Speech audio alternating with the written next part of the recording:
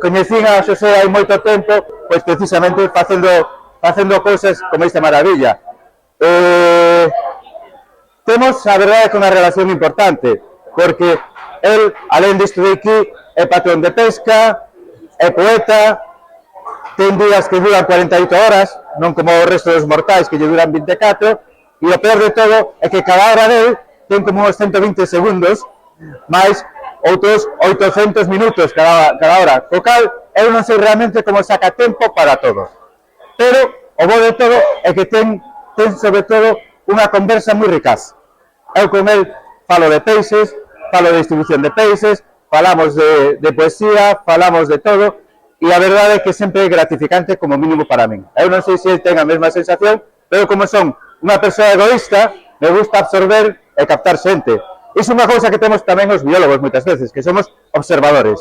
E como observador, eu creo que o caso de Xosé é paradigmático, porque é moi difícil topar alguén que poida ter tanta vida rica en tan pouco tempo, porque ainda por riba é novo. O de ser careco é unha cousa que nos pasa a moitos. Entón, contra iso non podemos loitar, pero o de ter esa actividade e, sobre todo, a profesionalidade con que fai todo, pois realmente fai que para nós sexa un orgullo poder presentar libros como este de aquí e todo o que o libro conleva. Eu, sin máis, vou deixar a él que fale do seu libro, porque é o máis importante. Vamos a empezar cando ti queiras, Xosé. Vale. Bueno, moitas gracias a todos por acudir hoxe, e sobre todo gracias a Culturmar por darme este espacio para presentar este novo álbum ilustrado.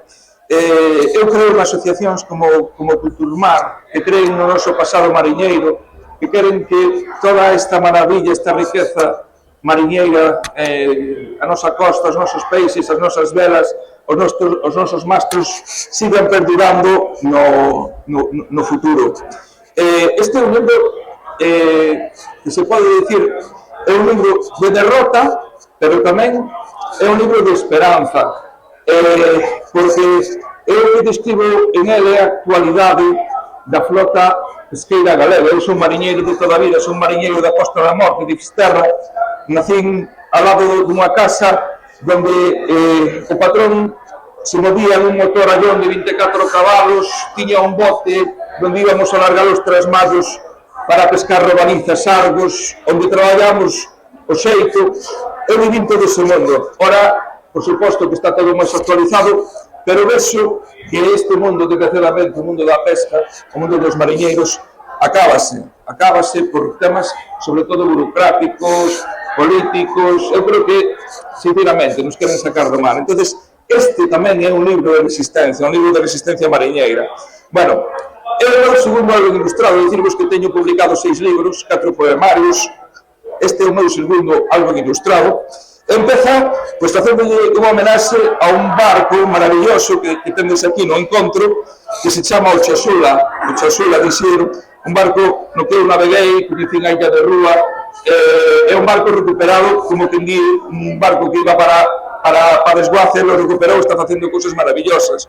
Ou este renacemento, non? Isto é como un avicens, un barco que non existía, e agora os da Guarda nos presentan este pirueiro, un barco fantástico que ademais ten unha vela de creo que ten 110 metros cuadrados, impresionante, non? Fai 2 anos foron ao encontro de embarcacións tradicionais de Pasaya e destacaba esa vela no medio. Bueno, dicirvos que este libro, o 70% son metamorfosis que eu fago a barcos de pesca sobre todo, e son case todo encargos, armadores que me chaman e me din: Xosé, podesme convertir o barco nun polvo, podesme convertir o barco nunha robaliza, e hai veces que me comprometen, porque se ben eu empecé a facer metamorfosis de barcos en baleas, porque convertir un barco nunha balea, se estás pintando, moi sincero. De feito, os submarinos, a forma dos submarinos, teñen a mesma forma que un cachalote, non? E, entonces, cando me chamaban os armadores, me dicían: Xosé, armadores ou familiares, non? Hai moita xente que eso, fillos, as mulleres, din: Xosé, quero regalar un regalo moi especial ao meu home. É verdade que se emocionan moito, non? Cando ven convertido o seu barco, pois, en esa robaliza que é peixe que suelen ir, en ese polvo, en ese abarexo, pois lhe gusta moito. E de paso lle dixen que me contaron unha historia. Entonces, eles levaban a metamorfosis e me contaban unha historia. Ben é certo que a historia que me contaban casi todos era recaer no mismo, en ese gran día de pesca, que colleron muitísimo peixe, pero como vos vou a contar ahora mismo, hai historias super especiais, como por exemplo, a que lle ocurriu aquí a un barco de Fisterra. Esa me diría de si non é unha historia extraordinaria ou non. Resulta que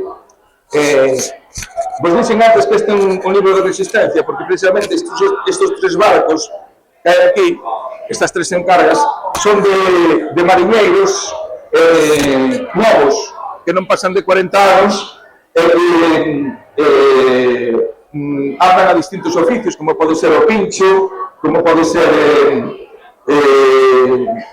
as asas do polvo. Entonces, un destes mariñeiros me contou que unha vez en Corcubión, un barco traballando no campo de Galicia, salindo a largar o palanguillo para coller as merluzas, estaba alargando en 300 brazas de profundidade, e o patrón dentro do portón e tuvo que ir ao baño. O baño dos barcos de pesca estes pequenos de 14-15 metros, simplemente tuvo por baixo. Entonces estaban alargando e o patrón foi ao baño e nese momento se lle caen as chaves. Se lle caen as chaves polo barco en 300 metros de profundidade no canto de Galicia. Imaginádevos. Bueno, pois mirade como é o mar, 300 metros, 300 brazas, 600 metros de profundidade. O día seguinte empezaron a virar o aparello e nun anzó viñan enganchadas as chaves. É dicir, é un libro que ten historias extraordinarias pero increíbles, non? Que era o que estaba buscando eu. Aparece como non unha homenaxe a esa lancha de salvamento que coñecemos todos os que vivimos o mar. Sabemos que antes de existir estas lanchas, que agora existían unhas lanchas que había por todos os portos, que eran unhas lanchas feitas con un diseño francés, e bueno, que axudaron a rescatar a moita xente, porque sabedes que esta foi unha costa de muitísimos naufraxios, non? Hoxe vou fazer unha presentación cortiña e vamos a contar unhas poucas anécdotas, como non, tiña que aparecer en Uxía o Congrio. Aparece aquí na segunda páxina a historia dunha muller da Costa da Morte que habitábase ao aparecer os congrios tiñen que aparecer os secadoiros. En Uxía había uns secadoiros do Congrio tamén. Outra parte da cultura mariñeira que perdemos por burocracia. Resulta que ali se secou o Congrio de toda a vida, o Congrio que iba para Cataluña, vinieron os inspectores da Xunta un día e pecharon todo, desgraciadamente. E ahora Uxía pois non ten os secadoiros do Congrio que tuvo todavía. Bueno, pois un dos armadores de Uxía me contou, Xosé, podesme convertir o barco nun Congrio? Bueno, me costou bastante de convertir, e me contou unha historia que vos vou contar agora moi chula, non? Da súa avoa. Mirade o que eran as mulleres en Galicia antes, non? Como anécdota, bueno, que tal me escoitades? Me escoitades ben? Sí, se escoita ben.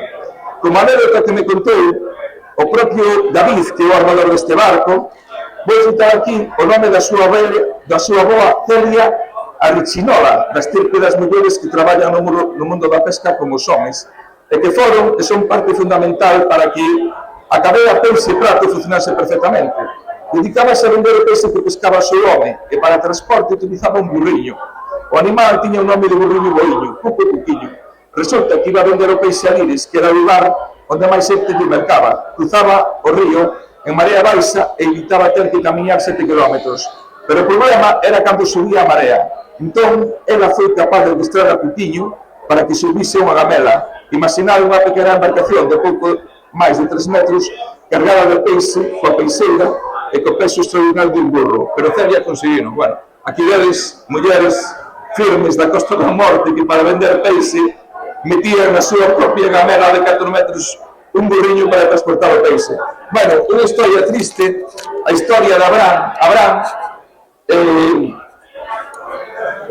quería que a barca, o santuario da barca, esas pedras milagreiras estuveran ben presentes na súa lámina. A historia que me contou el, cando vos digo que todos os mariñeiros, moitos deles, a historia máis extraordinaria que me contaban era esa gran pescata. Este non, este o que me contou é que a historia máis bonita que lle pasou a él foi levar a súa muller a bordo.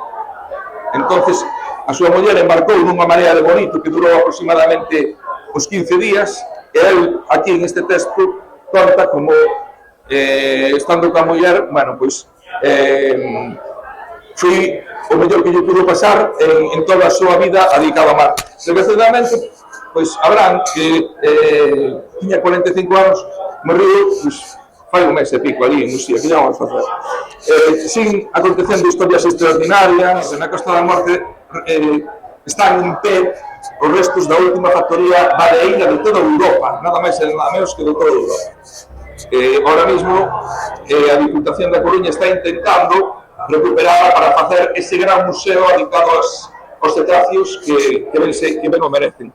Entón, en Malpica cazouse moitísima balea, vos ides a Malpica e actualmente hai casas, por exemplo, ides hai unha librería que se chama Librería Miguens, enfrente hai unha casa, e vedes que a estrutura da casa é de pedra, pero hai pedras moi raras, e non son pedras, son restos de balea. Pois resulta que en Malpica se despedazou a última balea o século pasado. Se non é certo que a última balea que se cazou foi no ano 85, cando se firmou a moratoria, a balea esta se despedazou como se despedazaban antes. Pouco a pouco, queimando a grasa, resulta que no ano 61 aparecía unha balea abollando en frente de Malpica e había ali unha familia que chamaban os Udelecios, avararon na playa das Isargas e a foron despedazando pouco a pouco. E isto que vos conto non é mentira. Vos poñedes balea de Malpica en Google, que vos aparece unha foto por un montón de nenos, e vos conto isto porque un dos nenos era Xosé Castelao, que foi o que me contou a historia, non? Un pouco como de Malpica adicado. Bueno, sabedes que me ponen moitas veces en unhas situacións complicadas, me dixo, Xosé, convirto o meu barco nunha lura, non? Pero bueno, en este caso resolvín bastante a situación, sigo pasando para o norte, en Bodega non me contaron moitas cousas, e aquí xa veñen historias moito máis bonitas, como por exemplo esta, é outro libro, chamelle Nación Mar. Nación Mar, porque nós os mariñeiros, tanto somos mariñeiros aquí como en Indonesia, de feito veñen os indonesios a traballar aquí como se foran mariñeiros galegos, Senegal. Entonces, eu ven este barco un día nas redes sociais, un barco que ten nome galego, Airosa, pero resulta que este barco é un barco francés, é un barco construído nos esteleiros vasco-franceses de Iribare, no ano 1953. E a mí me gustou tanto este barco que eu fui a velo directamente ao porto francés de San Juan de Luz. Cando cheguei ali, aparquei o coche, eu xa o vía nun pantalán, a la Olonse, porque o barco ten unha fasquía increíble, eu nunca vin unha cousa igual, con esas amulas tan abertas na parte final, un barco precioso. O de Nación Mar, ben, porque eu cheguei ali, xusto cando chego o pantalán, vin o pantalán aberto, eu estaba dicindo a miña compañeira, non sei se ir hasta ali abaixo, porque unha vez que eu pintei e fixen esa metamorfose, que menos que tocarlle a proa ou algo. Claro, estaba en Francia, e de repente aparece un home, montado en bicicleta, e eu lle digo, oye, falas algo de español? Me di un poquito, e lle digo, se vas o patrón de algún barco? Me di, sou o patrón de Airosa. Imaginade, lle enseñei a metamorfosis, me colleu da man, arrancou o motor, bueno, xa fixemos a mitad, Por eso lle metín o título de Nación Mar, non? Porque da igual que estemos en un sitio, o en outro, vedes que siguen pasando barcos, e aquí unha historia increíble, non? A historia do Solero, unha historia que eu descoñecía hasta... descoñecía non, porque eu teño na miña mente ver os telediarios esos vídeos de barcos, de mercantes tirando basura radiactiva na fosa atlántica, esas lanchas neumáticas de Greenpeace incluso dando a volta, non?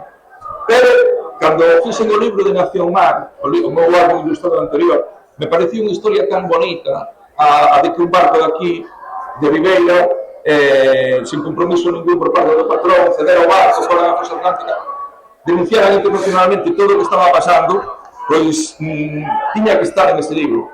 De feito, xa vos digo, apareció no primeiro álbum ilustrado e volve a aparecer aquí. Esta vez, con unha variación, que isto que vedes escrito aquí, todo alrededor, é un poema. Un poema que escribiu Manolo Rivas, o escritor Manolo Rivas, porque Manolo Rivas era un dos integrantes tamén Suso Lobato, que foi o que me cediu as fotos para pintar o barco, un fotoperiodista super Lobato. Un poema precioso, vamos ler solamente o principio, xa vos digo, un poema de Manolo Rivas, dedicado a Ansel Vila, o patrón do Surero, que se titula A Fosa Atlántica, e que di así: de que estaba feito Ansel Vila? Ansel estaba feito de auga, agás o dente de ouro, e a óptica visual das súas lentes. Todo era auga, somos todos auga con sede, mas cada quen ten a súa. Como sabedes, foron alá no ano 81, volveron, e gracias á estación heroica, pois se deixaron de tirar videos radioactivos.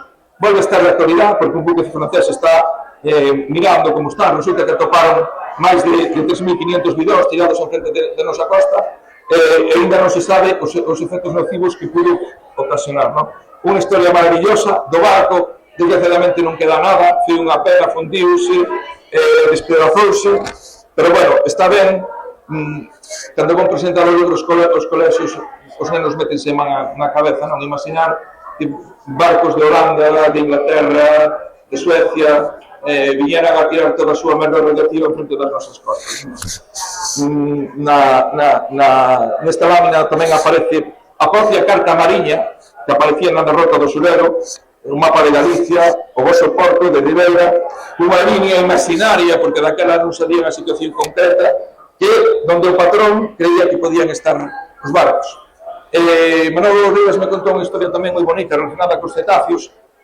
Resulta que ao cabo de 2 días apareceron uns puntiños a 70 millas, eran os barcos, chegaron ali, estuveron moi pouco tempo, porque tan pronto chegaron, se había un barco de guerra que prácticamente se estaba botando fora, pero no momento que estuveron amarroados, diante da proa do Surero saltou un caldeirón, como se a voz do océano, en palabras de Manolo Rivas, emerxese, pedindo que non se seguiran facendo estas aberracións medioambientais. Siguen acontecendo historias extraordinarias, como por exemplo esta é unha historia bonitísima. Bueno, hoxe temos unha representación aquí de barcos portugueses. Resulta que tamén nas redes sociais de repente aparece un home, unhas barbas así, un gorro así que caía por un lado, Jorge Rentillo, que ten unha embarcación do ano 33, unha embarcación que se chama Amor ao Oficio. Os nomes dos barcos portugueses, a verdade que había que fazer un estudio da poesía,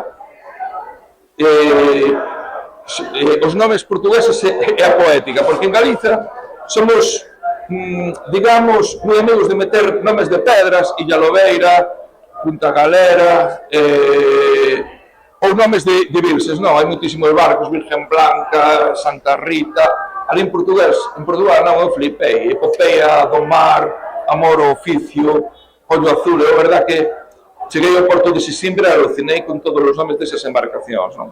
Resulta que aparece este home nas redes sociais, nos facemos amigos, me di que ten un barco que era un dos antigos barcos de pesca portugueses de Sesimbra. En Sesimbra, os barcos de pesca teñen unha característica, que Sesimbra está ao sur de Lisboa. Teñen un ollo, e cada barco ten un ollo distinto. Entonces, nos fixemos un agasallo moto. Eu lle fixen esta metamorfosis, lle dixen, en que queres que che convirta o barco? Bueno, pois, convirta nunha gandorca ou nunha ras. E de repente un día, mirade que cousa máis impresionante, un día aparece nas redes sociais en un vídeo donde ele aparece nun esteleiro. Entonces vese unha embarcación construindo e aparece un taburete e di, este é un regalo para o meu amigo Xosé Iglesias da Galiza, que vai vir aquí a buscalo. Entonces aparece un taburete de madeira con 4 patas e me di, e no vídeo vese como di, non, o que pasa é que este taburete para levar para Galiza vai ser moi grande. Entonces colle e lle saca esta pata ao taburete, esta misma que teño aquí, non? E se ve no vídeo perfectamente o taburete de madeira E que tiña esa pata, mirade que maravilla, eu que son un namorado dos cetáceos, pois este abre cartas construído con ca queixada dos últimos cachalotes que se cazaron nas Illas Azores. É dicir, un regalo extraordinario. Depois, quen o queira vir, pode vir para aquí. E así foi a miña historia con este home. Fun a Sesimbra, quedei impresionado, porque ainda teñen un porto pesqueiro como eran antes os portos galegos, que podías entrar, podías falar ca xente, os patróns, os seus chabolos, cheos de... ali en Sesimbra, as bollas antes eran... as que utilizaban antes eran cabazas. Quedan 5 minutos, vale. E bueno, xa para ir rematando, bueno, quixen de facer unha homenaxe ao Galeón Eliseo, que está aí, da Asociación Sueste. A Asociación Sueste, como ben sabedes, teñen uns asteleiros preciosos, un deles que se queimou, pero se está renacendo das cintas, fan moitos saltos culturais, presentei e o que fixen foi convertir unha muller que está navegando no fondo mariño entre mareas nun galeón. Aparece, como non, a historia esta maravillosa, non sei se a coñecedes, dos irlandeses que viñeron bogando en 3 etapas desde Dublín ata Galiza.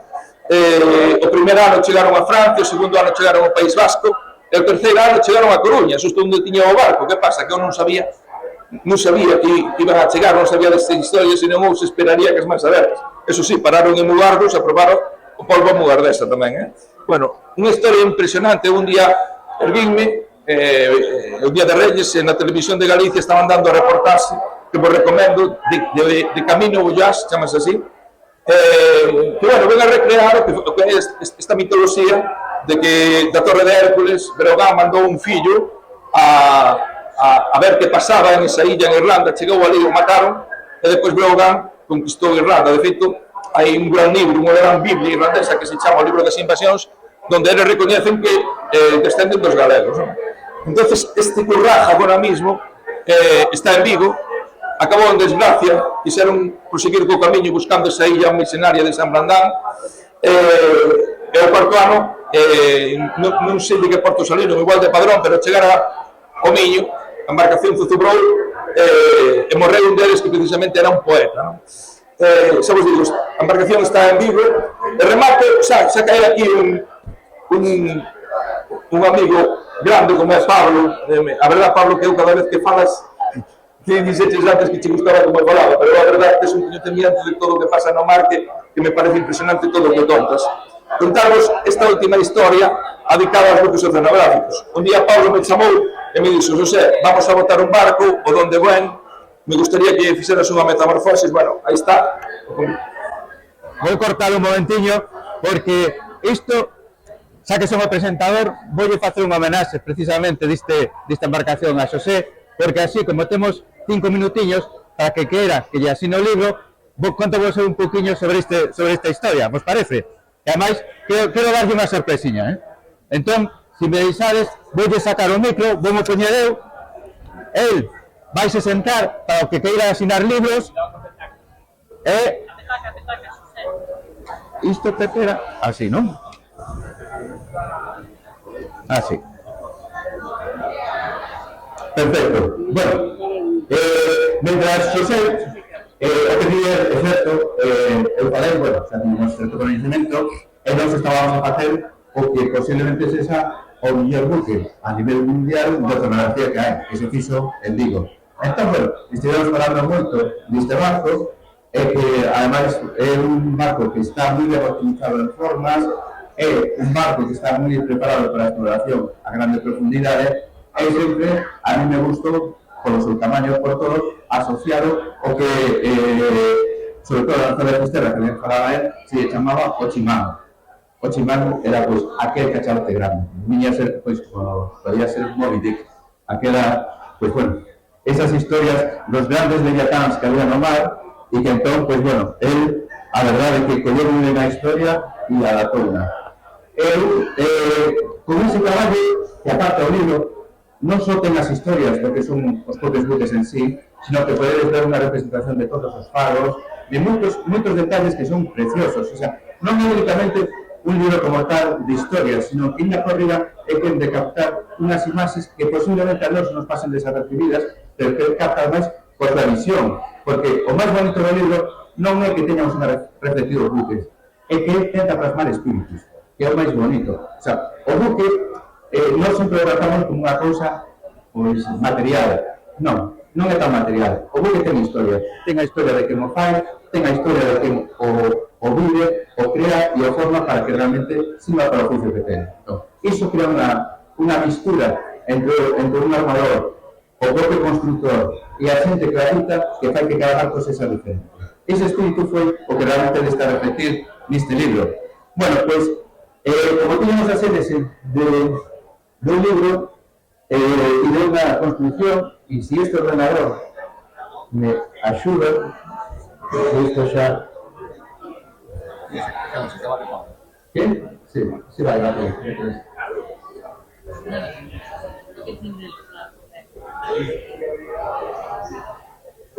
No, ahora sí, a ver. Son segundillo. Voy a contar unha cousa que fixemos con este libro. Como era un proceso de construcción novo, eu era o barco, además teníamos que entregar en Cádiz, eu falaba en Cádiz con un gran artista, Tomás de Ferrate. E Tomás de Ferrate, que é un grande da música española de Utrera, fixo unha transformación, tamén recollendo a historia do espírito. Entón, nun barco, a construcción é moi curiosa, porque non hai armonía. Nunha construcción dun barco, o que vamos a escoitar, si es, non sei por que ahora, a ver se o...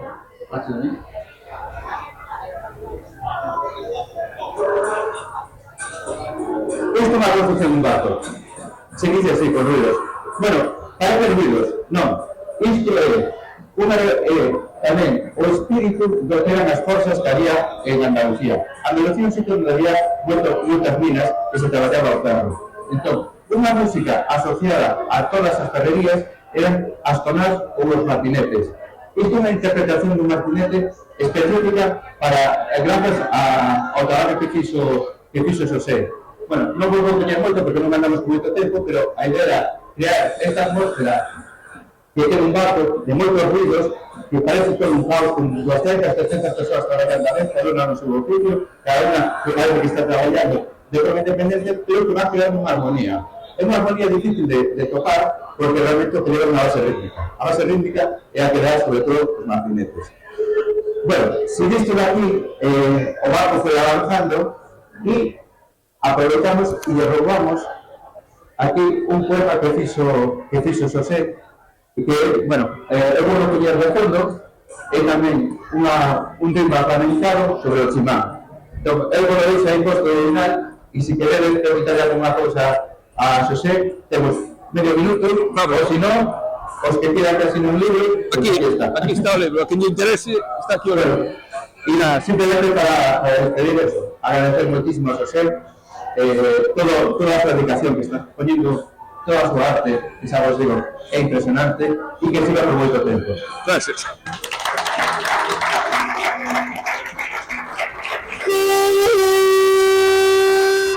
Gracias.